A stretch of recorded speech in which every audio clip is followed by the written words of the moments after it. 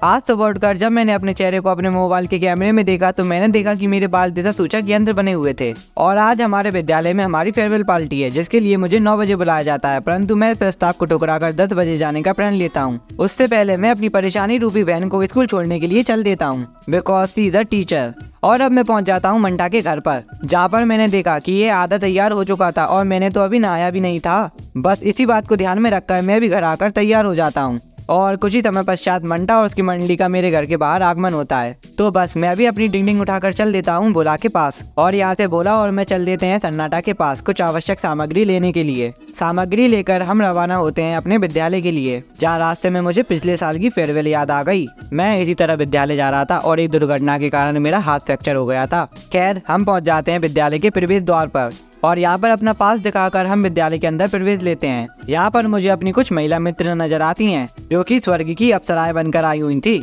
और अब मेरी मुलाकात होती है हमारे गैंग के बॉयज से। टेंट देखकर मुझे लग रहा था कि अब की बार विद्यालय वासियों ने घनघोर कंजूसी की है और धीरे धीरे करके मेरे मित्रों की तादाद बढ़ती जाती है। यहाँ पर मैं अपने विद्यालय को गौर से देख रहा था कि कहीं मैं अपने विद्यालय में कुछ देखना भूल तो नहीं गया, क्योंकि ये मौका फिर नहीं आने वाला।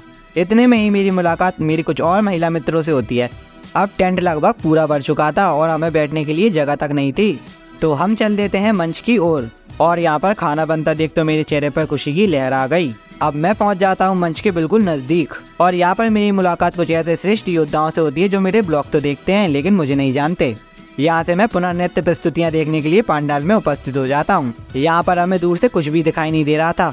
इसी बात को ध्यान में रखकर मैं इस क्लास में उपस्थित हो जाता हूँ, जहाँ पर हम अपना नृत्य प्रदर्शन करना चालू कर देते हैं। इसी दौरान यहाँ पर खाने के बर्तन भी रखे हो जाते हैं और हम पीछे से ही प्रस्तुतियाँ देखने लग जाते हैं और हमें विदाई के साथ कुछ उपहार दिए जाते हैं, जिसकी अनबॉक्सिंग करने की एक्साइटमेंट मुझसे ज्यादा इस 11वीं कक्षा के छात्र को थी। और हमें प्राप्त होती हैं ये 2 पेन। अब यहाँ पर हमारा एक नाटक प्रस्तुत किया जाता है जिसे बनाने में मुझे काफी ज्यादा समय लगा था। मोबाइल वर्जित होने के कारण इसकी वीडियो कोई भी नहीं बना पाया, परंतु कैमरामैन से सेटिंग करने के बाद ये ड्रामा जल्दी यूट्यूब पर अपलोड कर दिया जाएगा। नाटक के पश्चात हम स्टेज के पीछे बजने वाले गानों पर नृत्य करने लग जाते हैं, जिसके कारण मुझे दंड दिया जाता है पानी भरकर लाने का। और इसी के साथ मुझे एक और झटका दे दिया जाता है कि मेरे मिस्टर फेयरवेल का खिताब उसे दे दिया जाता है जिसकी क्लास में सबसे ज्यादा उपस्थिति थी, जिस पर बिल्कुल भी शोक प्रकट न करते हुए मैं आगे के कार्यक्रम का हिस्सा बनता हूँ। और यहाँ पर ये पब्लिक पानी पीने नहीं बल्कि खाने की जानकारी लेने के लिए आई हुई थी, लेकिन मैं तो पानी पीने ही आया था। चल झूठा।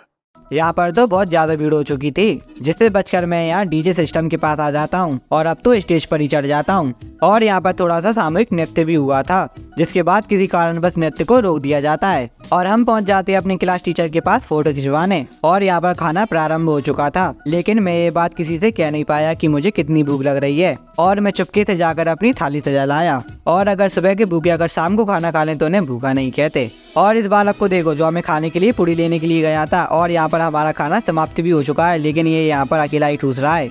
यहाँ पर लगभग सबका भोजन हो चुका था और मेरे बिछड़े हुए मित्र भी मेरे पास आ चुके थे। तो बस इनसे मुलाकात करके अन्य टीचरों के साथ फोटो खिंचवाकर और अपनी डिंग पार्किंग से उठाकर हम चल देते हैं अपनी घर की ओर। लेकिन स्कूल लाइफ खत्म हो रही है तो उसे लेकर एक छोटी सी शायरी तो बनती है ना बॉस। तो आप लोग कमेंट में बताना कि आप लोगों को ये शायरी कैसी लगी। मेरे वो दोस्त जो मेरे साथ रोज स्कूल जाते, पहुँचते ही ग्राउंड में मस्ती करने लग जाते। पहले पीरियड को ही सीरियस लेते, बाकी के पीरियड्स को नज़रअंदाज करने लग जाते। था एक बिजनेस स्टडी का पीरियड भी जिसमें सभी मस्तीखोर बन जाते। फेयर कॉपी को भी ठीक समय पर कभी चेक ना कराते, कभी कभी क्लास बंक कर टॉयलेट में तो कभी स्कूल से बाहर भाग जाते और पकड़े जाने पर फिर से नहीं करेंगे ऐसी एप्लीकेशन देकर छूट जाते।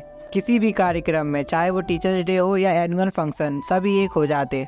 और ये ज़िंदगी के वो अनमोल पल हैं जो फिर से वापस लौटकर कभी नहीं आते।